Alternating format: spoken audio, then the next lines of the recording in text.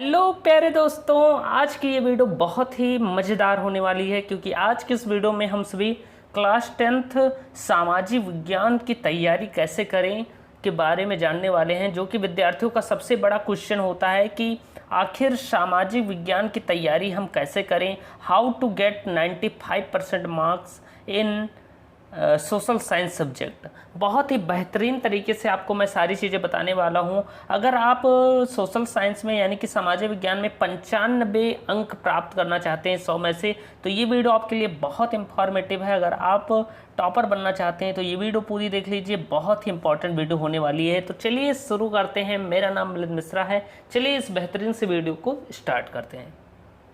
उससे पहले मोटिवेशन के लिए एक लाइन है कि मंजिलें भी जिद्दी हैं, रास्ते भी जिद्दी हैं, देखते हैं कल क्या होगा, हौसले भी जिद्दी हैं। अगर आपके हौसले जिद्दी हैं तो अगर आपके पास कोई संसाधन नहीं है, आपके पास उतना धन नहीं है, लेकिन तब भी आप अच्छे तरीके से पढ़ सकते हैं, मेहनत करके अच्छा अंक प्राप्त कर सकते हैं। क्योंकि जब तक आपके हौसले जिद्दी रहेंगे आपको कोई नहीं रोक सकता। आपके पास बहुत सुख सुविधाएँ हों लेकिन आप पढ़ने का मन ना करे, आप पढ़ने ना बैठें तो आपको अच्छा अंक नहीं प्राप्त हो सकता।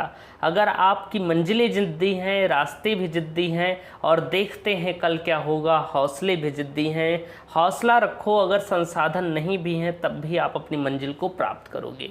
और आगे है कि अगर ज़िंदगी में कुछ पाना है तो तरीके बदलो, इरादे नहीं। तो आज मैं आप सभी को सबसे बेस्ट तरीका बताने वाला हूं पढ़ाई करने का, जिससे आप सोशल साइंस में बेहतरीन तरीके से अंक प्राप्त कर सकते हैं। तो चलिए स्टार्ट करते हैं इस बेहतरीन सी वीडियो को प्यारे साथी।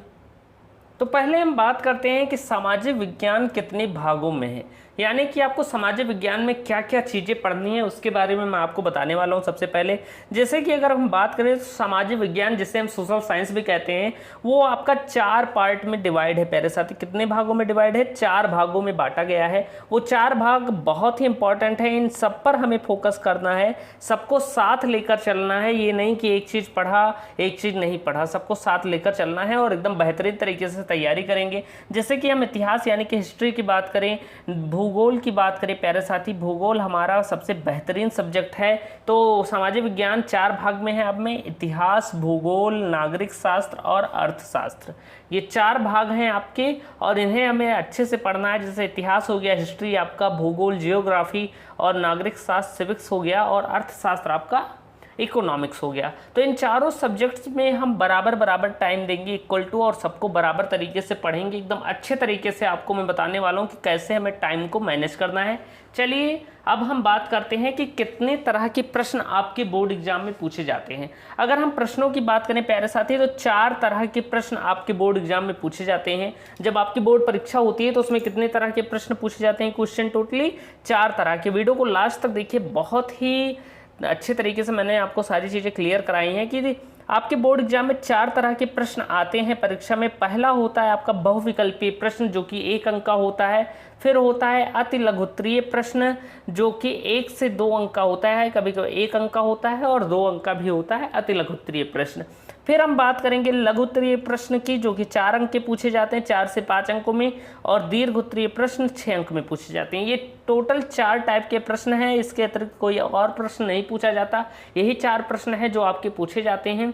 बहुविकल्पीय में लगभग 20 ऑब्जेक्टिव क्वेश्चंस पूछे जाते हैं प्यारे साथी। अति लघुत्तरीय में भी प्रश्न पूछे जाते हैं, लघुत्तरीय में और दीर्घोत्तरीय में। दीर्घोत्तरीय सबसे ज़्यादा अंक का होता है, फिर लघुत्तरीय उससे कम ये।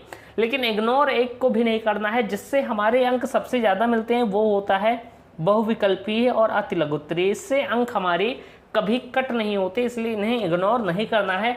अब हम जानेंगे कि आखिर बहुविकल्पीय प्रश्न को कैसे हम सॉल्व करेंगे एकदम बेहतरीन तरीके से, कैसे हम बहुविकल्पीय प्रश्नों की तैयारी करें प्यारे साथी। तो ध्यान से समझिएगा, बहुविकल्पीय प्रश्नों पर आपको क्या करना है? फोकस करना है, इसे हल्के में नहीं लेना है। बहुत सारे स्टूडेंट हल्के में ले लेते हैं, फिर उन्हें बहुत सारा नुकसान झेलना पड़ता है प्यारे साथी।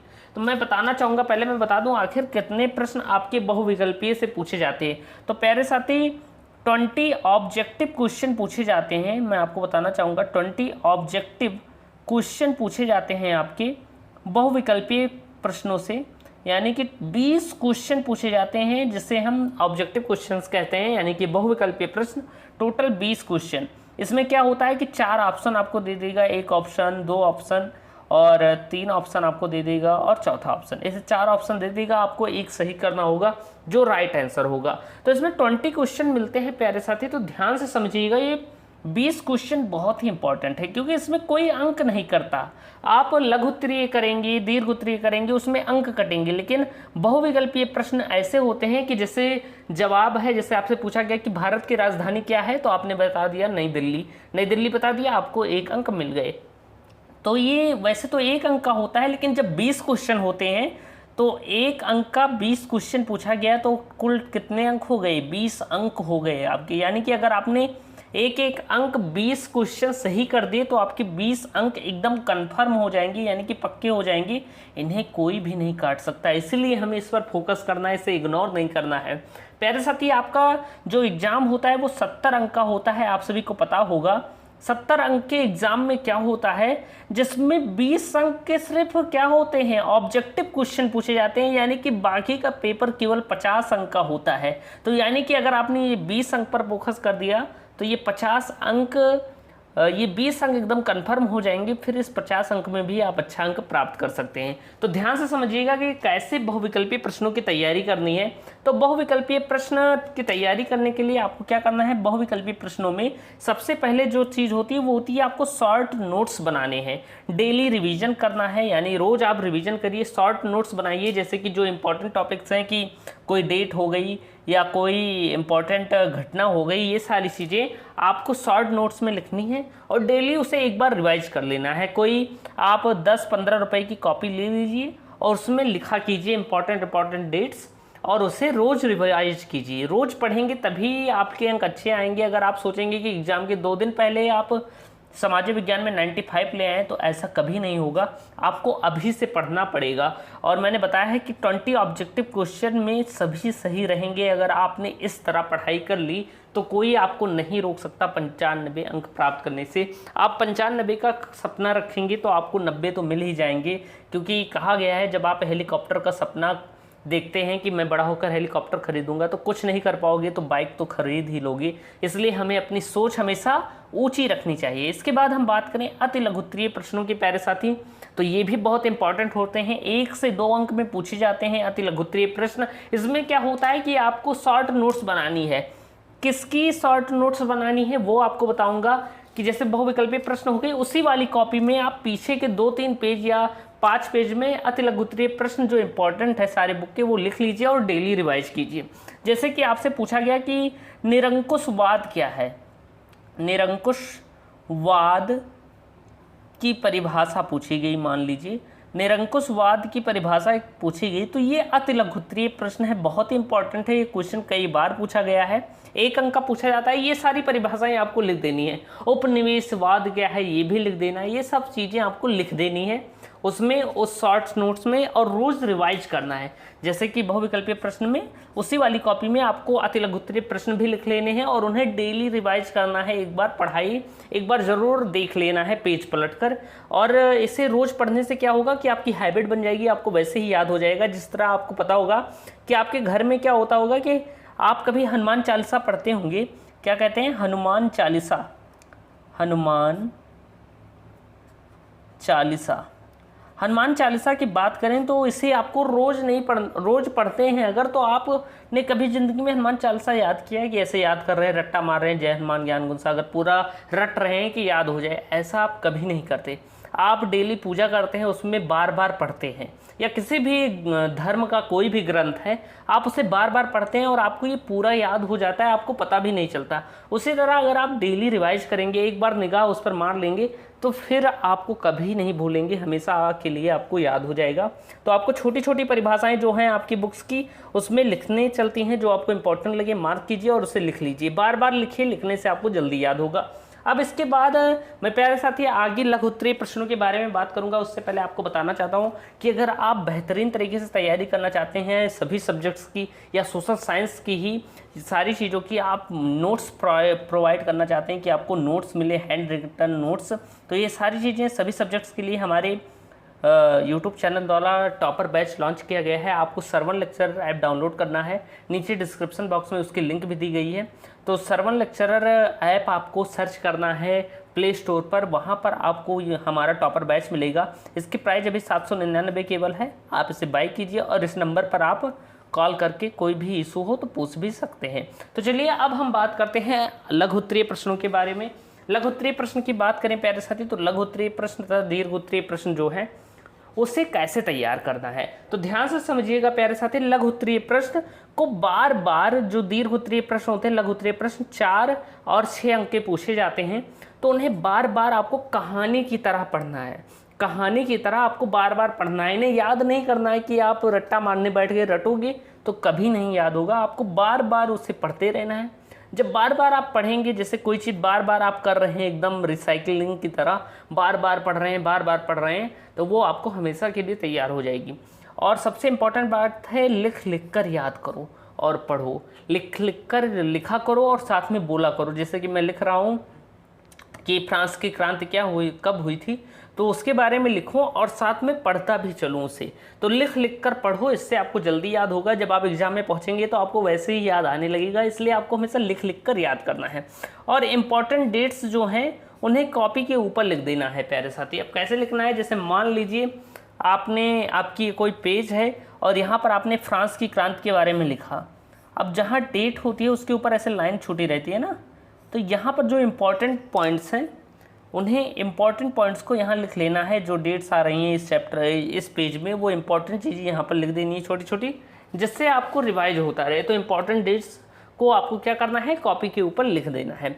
और ये इतना करने से आपको कोई नहीं रोक सकता। आपने ऐसा कर लिया तो आपके 70 में से 70 भी आ सकते हैं प्यारे साथी, बहुत सारे अंक प्राप्त कर सकते हैं।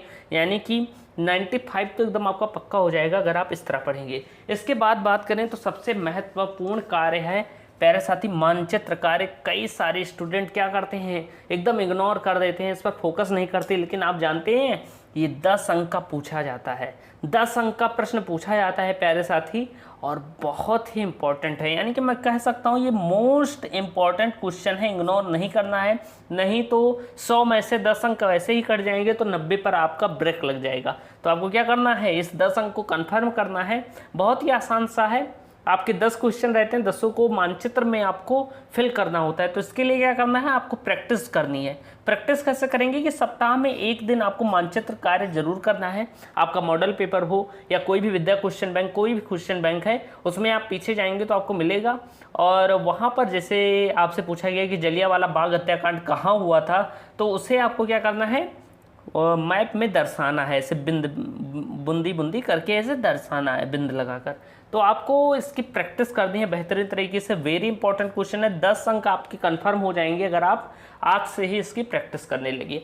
अब प्यारे साथी लास्ट में आपको मैं बताना चाहूँगा कि कितना पढ़ें सामाजिक विज्ञान। सभी स्टूडेंट्स का सबसे बड़ा डाउट होता है कि आखिर हमें कितना पढ़ना चाहिए, मतलब डेली कितना पढ़ लें कि बहुत हो जाए।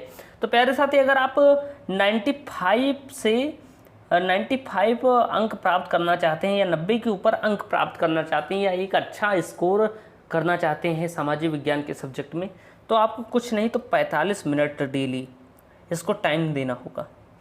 30 से 45 मिनट आप मैनेज भी कर सकते हैं, ज़्यादा भी दे सकते हैं, थोड़ा कम भी दे सकते हैं, उससे कोई दिक्कत नहीं है।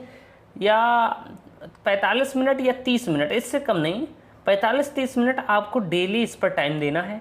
डेली आप टाइम देंगे, यानी 45 मिनट या 30 मिनट आप रोज़ पढ़ रहे हैं, तो आपको कोई नहीं रोक सकता है इतना अंक प्राप्त करने से। तो बेहतरीन तरीके से पढ़ते रहिए, एकदम बेहतरीन तरीके से मैंने आपको सारी चीज़ें बताई हैं। अब आपको एक मैं बार बता दूं कि क्या क्या चीज़ें मैंने आपको बता दी हैं, उसके बारे में जान लेते हैं प्यारे साथी। तो मैंने आपको बताया कि कैसे आपको पढ़ना है, मानचित्र कार्य क्या करने हैं, और बैच के बारे में भी बताया। आपको अगर ज्वाइन करना है तो ज्वाइन कर सकते हैं। अति लघु उत्तरीय प्रश्न कैसे आपको सॉल्व करने हैं, और प्यारे साथी मैंने आपको बताया कि बहुविकल्पीय प्रश्नों पर फोकस कैसे करना है, इन सारी चीज़ों के बारे में बताया। और सारे टाइप्स बताएं, कितने तरह के प्रश्न आपके एग्जाम में पूछे जाते हैं, और सामाजिक विज्ञान के पार्ट भी बताए। एकदम बेहतरीन तरीके से आपको मैंने सारी चीज़ें बताई हैं कि इस वीडियो में कि आखिर सामाजिक विज्ञान में कैसे आप अच्छा अंक प्राप्त कर सकते हैं। तो वीडियो पसंद आए तो वीडियो को लाइक कीजिएगा, चैनल को सब्सक्राइब कीजिएगा। इस वीडियो को 1000 लाइक्स पहुंचाना है, तो जल्दी से फटाफट पहुंचा दीजिए। मिलते हैं नेक्स्ट वीडियो में एक नए टॉपिक के साथ, तब तक के लिए धन्यवाद।